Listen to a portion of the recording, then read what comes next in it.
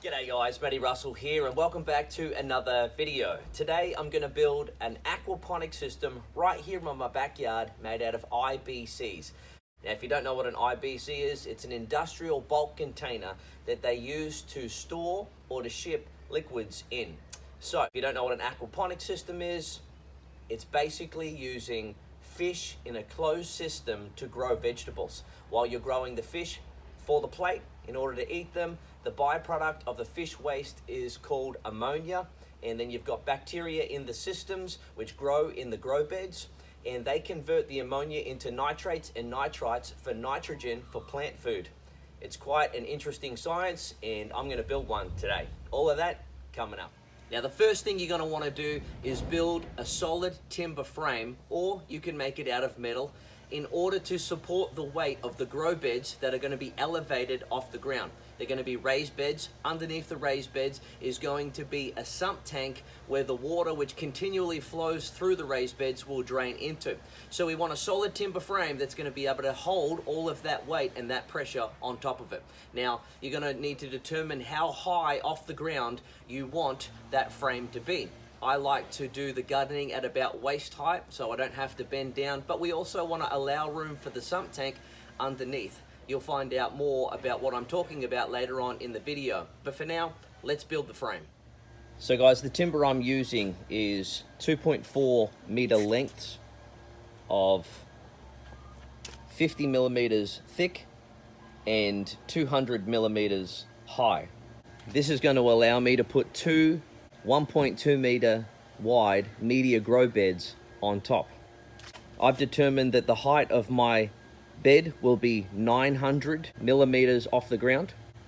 So I want to make my legs 600 millimeters high. The grow beds are going to be 300 millimeters or 30 centimeters high, which will give a combined height of 900 millimeters.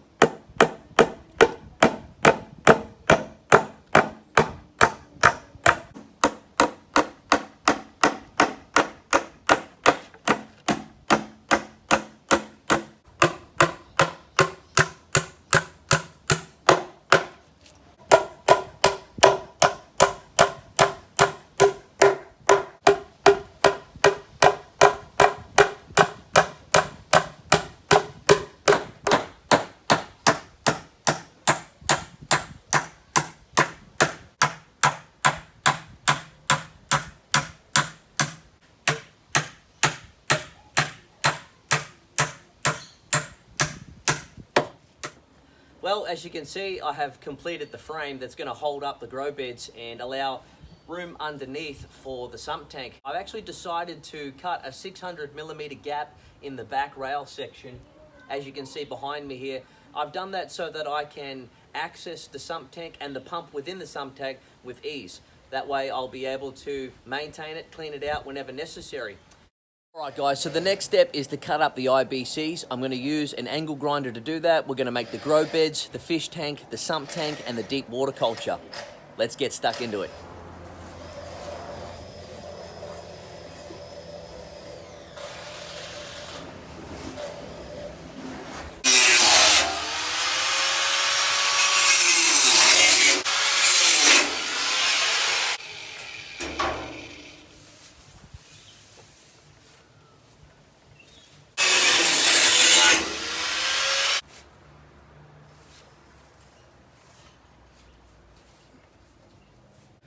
Okay guys, so now once you've cut up your cage, you want to put the tote back inside the cage, mark around the perimeter so that you can cut the tote to the same dimensions as you cut the cage. I'll show you what I mean.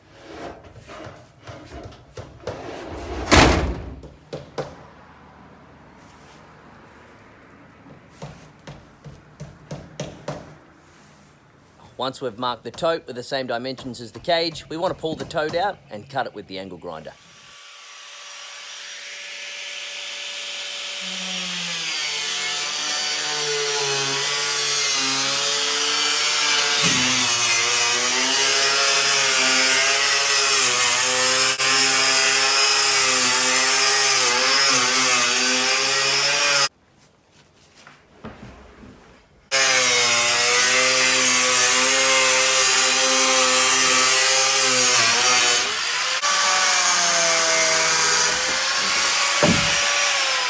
Alright, now that you've got your tote cut, you want to wash out whatever content was inside it. It's best to use food grade IBCs. In other words, they've had a product in there which is food safe. So let's go ahead and wash it out.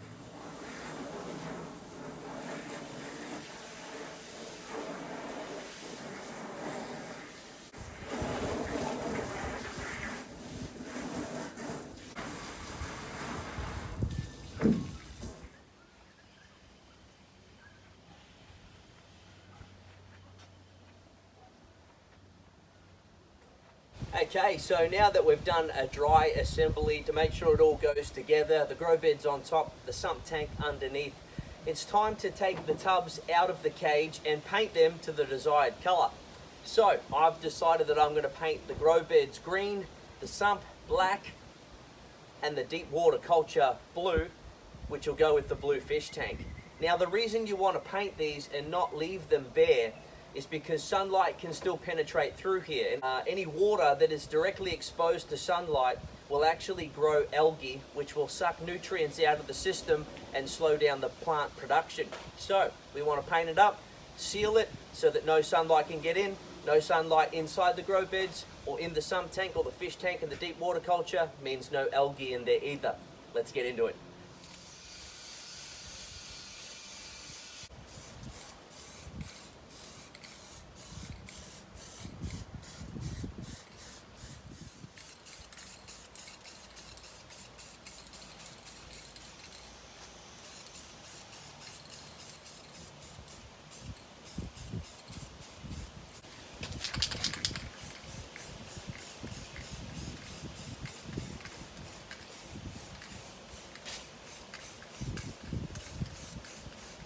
Well guys, as you can see behind me here, I have finished painting the grow beds on top, the sump tank underneath and the deep water culture behind me there.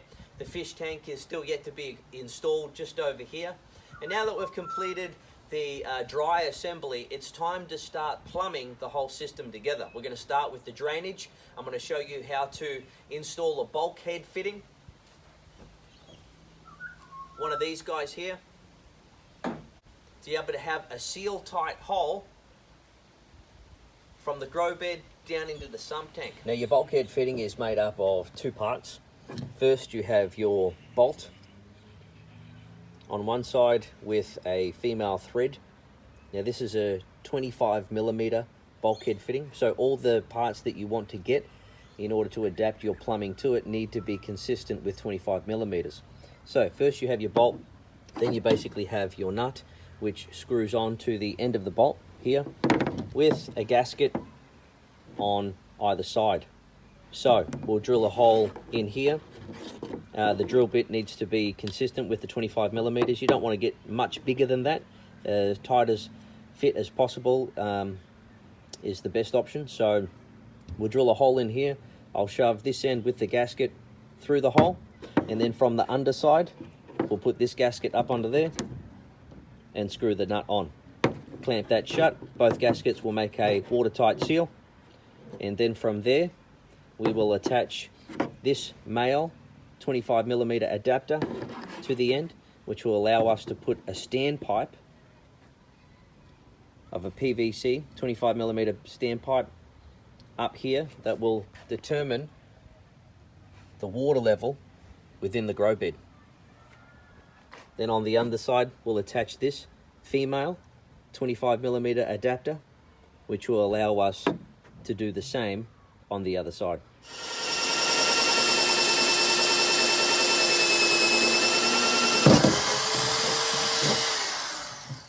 Now, once you've cut your hole with your hole saw drill bit, you then want to clean up all of the swarf, these loose bits of plastic debris from around the outside of the hole. You can get a swarf remover, but it's just as easy to use the edge of your Stanley knife to remove it. That way you'll get a nice clean seal when we slap our gasket. Slip our bulkhead on with the gasket straight in, then with the gasket, the nut up from the other side. I'll take you underneath and we'll do that. But before we do, let's attach the 25mm male adapter.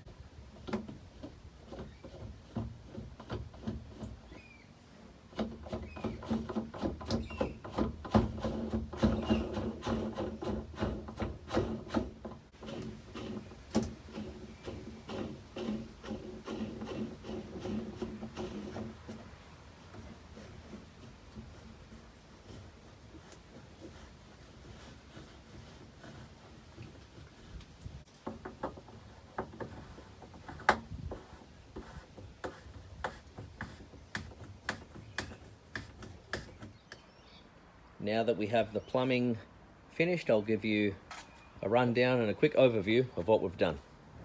Here is the deep water culture. This grow bed will be filled with water and will have a floating raft sitting on top of it. Now here I have installed a drainage pipe. It's basically a bulkhead fitting, as you can see there, the same as we've done with the media grow bed. But this one's coming out horizontally, 90-degree 25mm elbow up into the 25mm standpipe, which will again determine the water level in the tank. We'll drain through here. We'll put a standpipe on this one and a standpipe on that one, determining both the water levels within the media grow beds. So these will be filled with river rocks and then filled with water at a constant flood. Over the back here, we'll take it underneath, have access to the sump tank. And as you can see, those grow beds will drain directly down into the sump tank. From the deep water culture, we've plumbed that up with two 90-degree 25mm elbows into a 25mm pipe that will then drain down into the sump tank, be pumped up from here back into the fish tank, and then gravity fed back into the grow beds, which I'll show you shortly.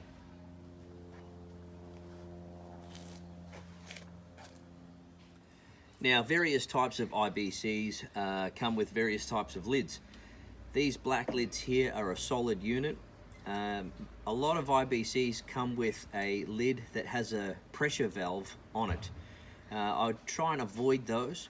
Basically, the top of the IBC is what we're using here, flipped upside down for the grow bed. So the lid is there. It does come with an O-ring inside it, which should, for all intents and purposes, have a watertight seal. But for extra safety precautions to ensure that it's not going to leak, I go ahead and add some Sealy's 100% silicone, and we're going to use that to seal the inside to ensure that no water is going to get through.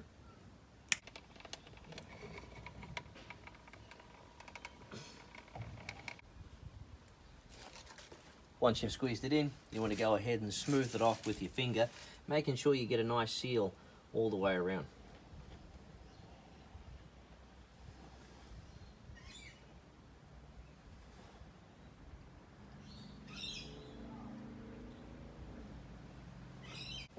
And as you can see, Bob's your uncle. Okay, so here we are, and as you can see, I have added the fish tank to the system. Now, for the fish tank, I have just simply cut the top off, left the top lip, and actually just cut the top section of the IBC off the top of it. It's still a 1,000-litre tank. Took it out of the cage, spray painted it blue, and it's looking great. Goes with the rest of the system.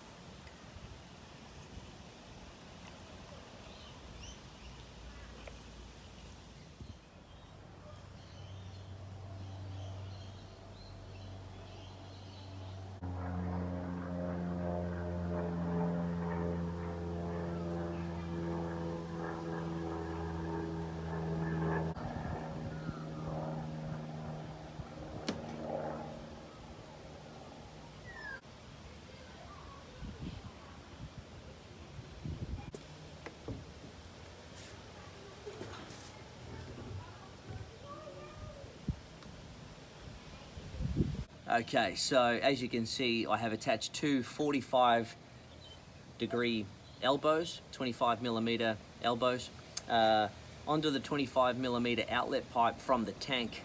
Now, the reason I've decided to go for two 45-degree elbows as opposed to one 90-degree elbow is that we want to make sure that the flow rate coming out of the tank is not restricted. And when you put two 45s together, it flows a lot more easier than it would have through a 90-degree elbow. We want to make sure there's a nice constant flow coming through here into the radial flow filter, which I'll talk about shortly, and from the radial flow filter into the grow beds. The reason we want a consistent flow is because we've got the pump in the sump tank pumping up to 3,000 litres an hour through into the fish tank, and we want the water coming out of the fish tank as quick as it's going in, so there's a nice consistent cycle, and one is not going faster than the other. If it's not flowing out fast enough, then ultimately the fish tank is going to overflow, and so we want to make sure it's nice and consistent, everything's flowing through there smoothly, and so for that reason we've got the 45-degree angles on there. I'm also going to take the two 45 degrees and place them onto the radial flow filter here, and then connect the two with a 25mm straight pipe. Now here, going into the radial flow filter, we have another bulkhead fitting that has a gasket on either side, which will stop the water from leaking out, create a nice seal. But attached to that we have, as we do also with the tank outlet, a 25mm male adapter, basically, that just threads inside the bulkhead fitting. Now, if these are gonna leak, they're more than likely gonna leak through this thread. So, nothing like a bit of trusty old plumber's tape. We'll wrap it around there a few times, and then also I'm gonna put a bead of 100% silicone around here so that when we screw it in, it creates a nice tight seal to ensure that, that we won't have any leaks.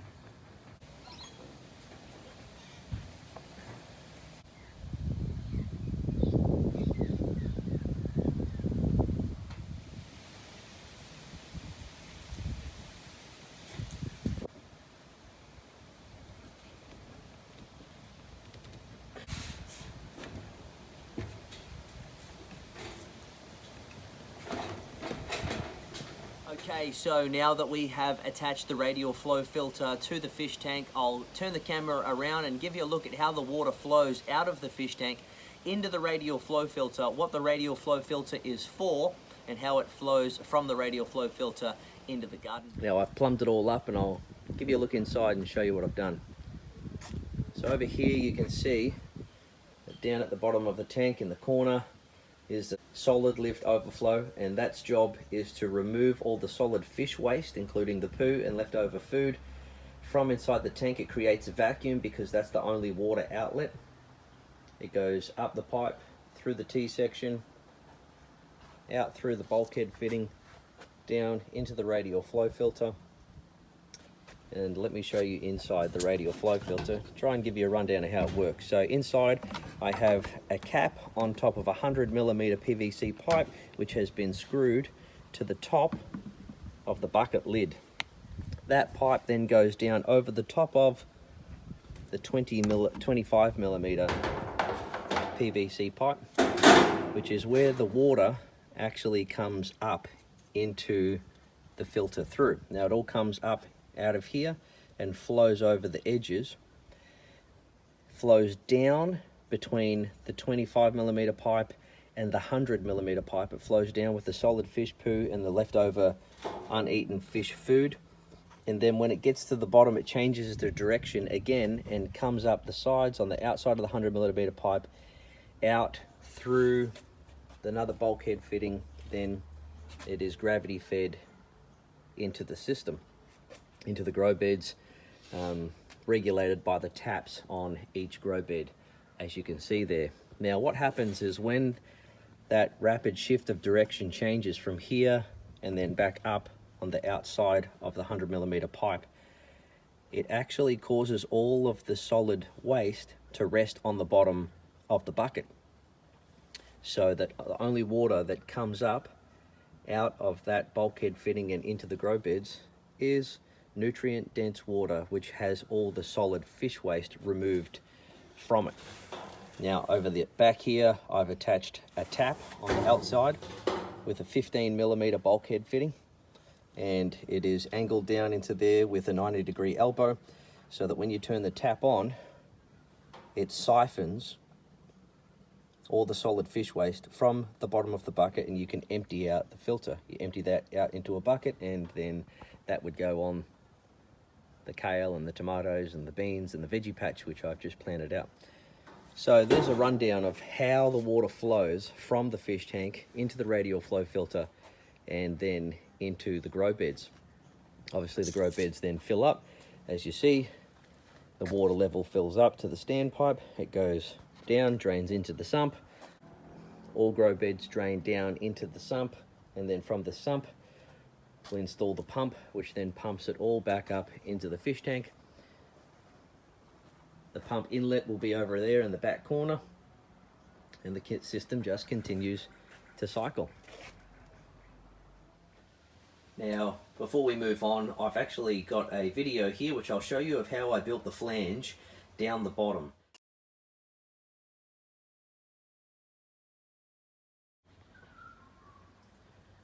Now the flange is a 25mm to a 40mm adapter.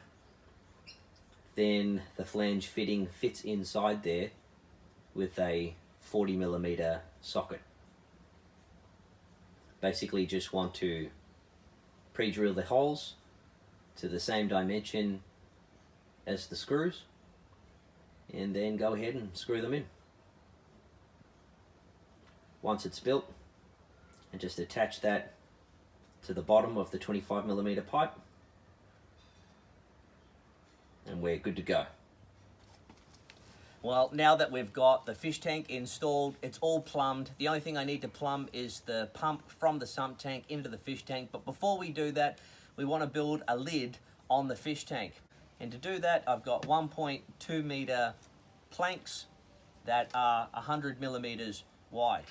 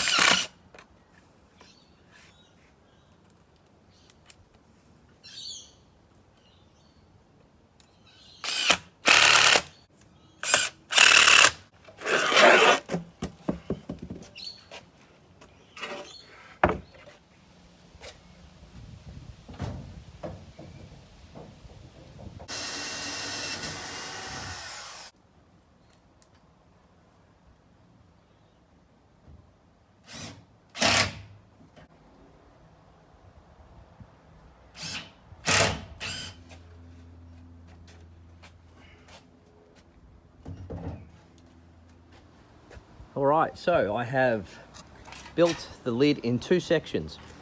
So basically the back section is made up out of 5 planks, and as you can see it separates there.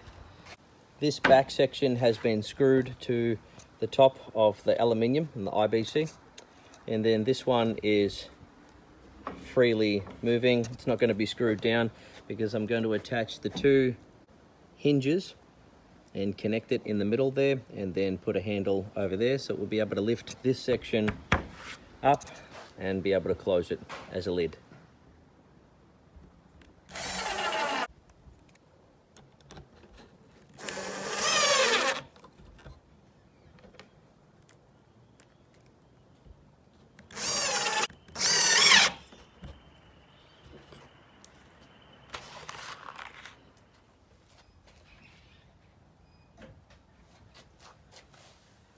Alright, well, as you can see behind me here, I have finished building the lid for the fish tank. It's all ready to go. Now, for the exciting part, it's time to put the pump in the sump tank and plumb it to the fish tank. Before I go ahead and add the river rocks into the grow beds, I'm going to pump water through the system, make sure the taps are working, make sure none of the joins are leaking, and once we're satisfied that it's all flowing correctly, then we'll add the rocks to the grow beds and we'll be ready to start cycling the system. Okay, now the pump that I've got here I purchased at the local hardware store. In Australia we've got a hardware store called Bunnings. It's pretty much the best hardware store in the country. So I bought this one from Bunnings for $100. It's called the Aqua Pro, and I think it does 3,000 litres an hour, or 2,800 litres an hour. So it's not a massive pump, but my system's not a massive system, and it should be just fine for what I want. Now, on the top here, we've got the outlet and an adapter that is a 19mm barb. That just screws straight in there. And then we use the 19mm pipe or irrigation tube to attach it to the barb and fix it with a 19mm clamp.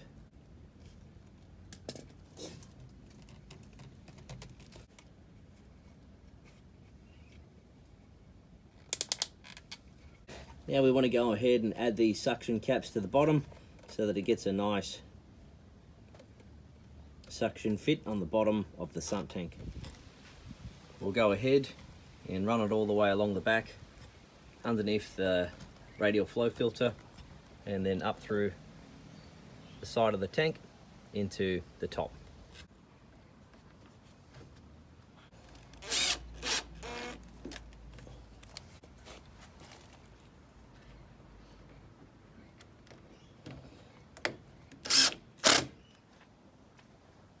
Okay, now the plumbing is finally completed.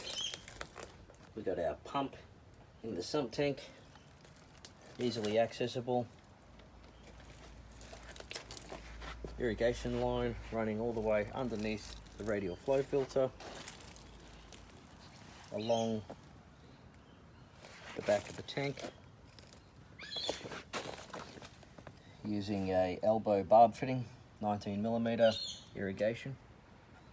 Up here into another 90-degree bend into a ball valve tap, then to another 90-degree bend going inside the fish tank, so I can regulate the flow from the pump with the tap. And there is our inlet, water inlet from the sump tank. It's time to get the hose going and fill up the system. The tap is on and the system is starting to fill up. Now this is probably going to take a while, so I won't bore you with the whole footage, but fingers crossed we don't end up with any leaks. I'm pretty confident it's all been plumbed together really nicely. I don't think we'll have any issues whatsoever. I'll bring you back when all the grow beds, the sump and the fish tank is full. Then we'll turn on the pump and see how we go.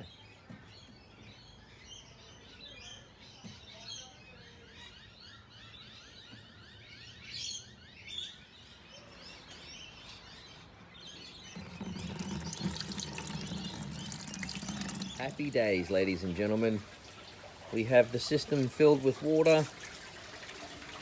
Everything seems to be flowing nicely. Radial flow filter's working over here in the fish tank, and under the lid here at the back you can see it dripping down there into the tank. The slow working well, water flowing through into the radial flow filter. The good news is that we don't seem to have any apparent leaks.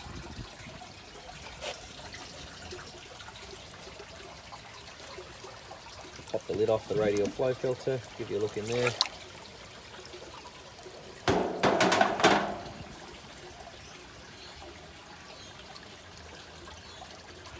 All working nicely.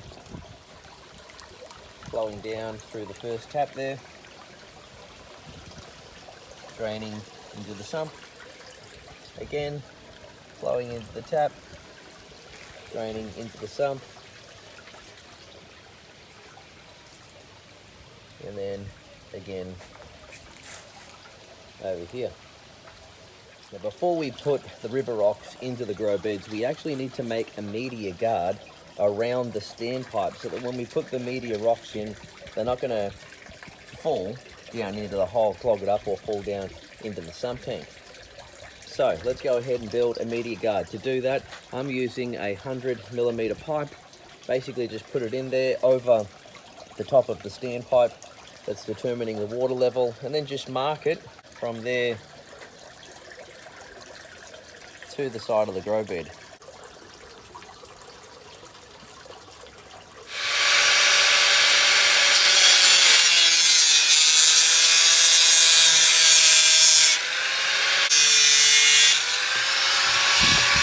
Now once you've cut your guards to size, we only need one for the 2 media grow beds. You want to go ahead with your cap.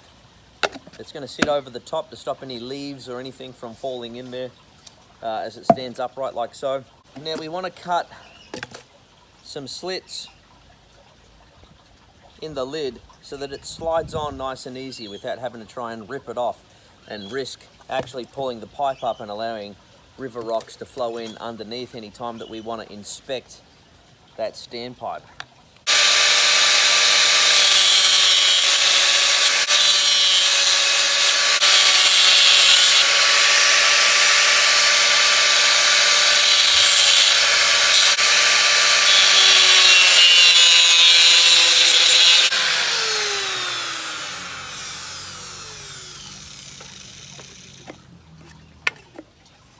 Right, so now once we've cut them to size and we have cut the lids in order to slide on nice and freely, we then want to go ahead and either take the angle grinder and cut slits all the way down, or in my case, I'm going to drill some holes. And basically we want to allow enough holes within the pipe, small enough so that the media rocks don't go through them, but enough so that the water can flow through and not hinder the flow.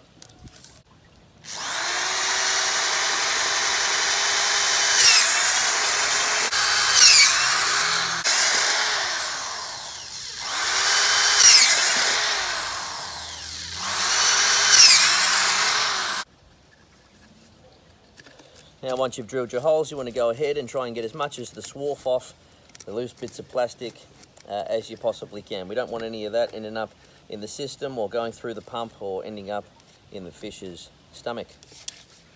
Media guards are in. And as you can see, it's just going to guard the standpipe so that none of the media rocks will be able to get in around it. Now, eventually roots will grow in through some of those holes. The beautiful thing about that is when all the media is in and the roots are growing through the media into the holes and starting to clog up the pipe potentially, you can just turn that around in there and it just cuts the roots right off. So there you go. Now it's just a matter of cleaning the river rocks and shoveling them into the grow beds. Well, I'm actually going to bucket them in. So I'm going to get stuck into that. That's a decent amount of work right there. We want to wash them off with the hose, make sure none of the dirt that came from the landscaping supply company is going to end up in my system. Give them a good wash, whack them in, and I'll show you the progress after that.